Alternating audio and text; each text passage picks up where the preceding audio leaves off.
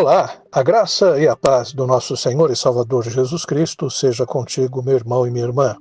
Hoje a nossa leitura se concentra em Êxodo capítulo 5, 6 e 7.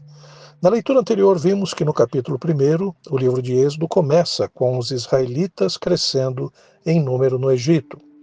O que leva o faraó, que não tinha uma aliança com os israelitas, a escravizá-los e ordenar a morte de todos os recém-nascidos do sexo masculino. No capítulo 2, Moisés nasce nesse contexto, sendo colocado num cesto nas águas do rio Nilo, sendo criado depois na casa do faraó. Já adulto, ele foge para Midian após matar um egípcio que maltratava um hebreu. No capítulo 3, Deus o chama através da sarça ardente para libertar os israelitas da escravidão.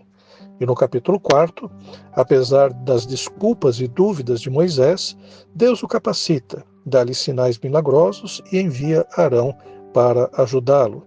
Assim, Moisés volta ao Egito pronto para enfrentar o faraó e cumprir a sua missão. Em Êxodo, no capítulo 5, Moisés e Arão vão ao faraó e pedem que ele permita que os israelitas saiam ao deserto para adorar a Deus. O faraó recusa e, em vez disso, aumenta a opressão sobre os israelitas, ordenando que eles recolham sua própria palha para fazer tijolos sem reduzir a cota diária. Isso causa desânimo entre os israelitas, que culpam Moisés e Arão por sua situação. Moisés clama a Deus, questionando o motivo do sofrimento do povo. Esse capítulo nos ensina algumas coisas importantes, que mesmo diante da oposição, Moisés e Arão obedeceram ao chamado divino, mesmo com uma forma hesitante. E também percebemos a dureza do coração de Faraó. Existem 3 explicações possíveis acerca dessa dureza do coração, porque o texto fala que o próprio Deus endureceu o coração. Isso pode significar literalmente que Deus ele trabalhou na vontade de Faraó justamente para que ele pudesse agir da forma como ele fez, para justamente apresentar milagres grandiosos. Uma outra explicação é que isso era a forma como o escritor bíblico ele narrou essa situação, porque afinal de contas, no Antigo Testamento, como ainda não havia uma concepção perfeita acerca do mal e também da ação demoníaca, tudo era atribuído a Deus, até mesmo a ação maldosa de Faraó. Mas também podemos dizer, como um pregador, de uma forma muito interessante, apresentou, de que Deus é como o sol nessa situação. O sol que amolece a cera é o mesmo sol que endurece o barro. Então, o que nós podemos perceber aqui é que havia uma responsabilidade pessoal na dureza de coração do faraó. E isso tem a ver com o texto do Antigo Testamento. Ao mesmo tempo que nós temos a soberania de Deus, a vontade de Deus que prevalece sobre todas as coisas, temos também a responsabilidade humana que é cobrada insistentemente em todo o Antigo Testamento e principalmente nos profetas. Também podemos perceber que o sofrimento do povo de Israel pode preceder a libertação. Assim como os israelitas enfrentaram mais dificuldades antes da libertação, nossas lutas muitas vezes precedem grandes mudanças em nossa vida. Temos algumas informações importantes também no ponto de vista arqueológico. Alguns registros egípcios, como no papiro de Leiden, mencionam trabalhadores estrangeiros envolvidos na construção de cidades e monumentos, corroborando a ideia de que populações estrangeiras foram usadas como mão de obra escrava, o que não era o padrão. No Egito, existe uma mão de obra assalariada, mas em algumas circunstâncias nós percebemos também o uso de escravos. E tijolos misturados com palha eram comuns no Egito. Escavações em locais como Tel El Amarna confirmam o uso de palha para reforçar tijolos de barro. Em Êxodo, no capítulo 6, Deus reafirma sua aliança com Moisés, garantindo que libertará os israelitas com poderosos atos de juízo. Ele relembra sua aliança com Abraão, Isaque e Jacó, prometendo levar o povo à terra de Canaã. Apesar das palavras de Moisés, os israelitas não acreditam devido ao seu sofrimento. E Moisés, hesitante por causa de sua dificuldade em falar, é encorajado por Deus a continuar enfrentando o Faraó.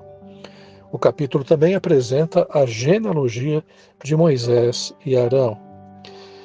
Lembrando que nesse capítulo, mais uma vez, temos uma marca da fidelidade de Deus. Um Deus que cumpre as suas promessas, reafirmando o fato de que é o mesmo Deus de Abraão, Isaque e Jacó. E toda vez que aparece a palavra Senhor, quando é mencionada nos capítulos, está se referindo ao uso do nome do tetragrama, Yahvé, que quer dizer eu sou. Então destaca, evidentemente, a soberania e a eternidade de Deus. E é interessante que o Faraó diz que não conhece esse Deus, porque realmente, dentre o panteão de deuses no Egito e até mesmo nos povos vizinhos, nenhum deles era nomeado como Yahvé. Alguns historiadores e arqueólogos diziam que havia essa crença entre os midianitas, ao nome de um Deus chamado Yahvé.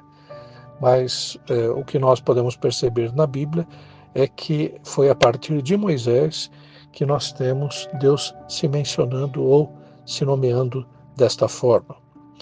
E a persistência da missão, né? Moisés mostra insegurança, mas Deus o incentiva a continuar, demonstrando que ele continua capacitando tanto Moisés como Arão. Outro aspecto que nós vemos aqui, agora no capítulo 7, é o início das pragas. Deus ele reafirma a Moisés e Arão seu plano de endurecer o coração do faraó para que suas maravilhas sejam manifestadas no Egito. Moisés e Arão confrontam o faraó novamente e realizam o primeiro sinal. Arão joga seu cajado no chão e ele se transforma em uma serpente. Os magos do Egito replicam o sinal, mas o cajado de Arão engole as serpentes. Ainda assim, o faraó não cede, e Deus então envia a primeira praga, transforma as águas do Nilo em sangue, matando os peixes e tornando a água imprópria para o uso. Apesar disso, o faraó permanece obstinado. O que nós vemos nesse capítulo? Que Deus ele controla a criação.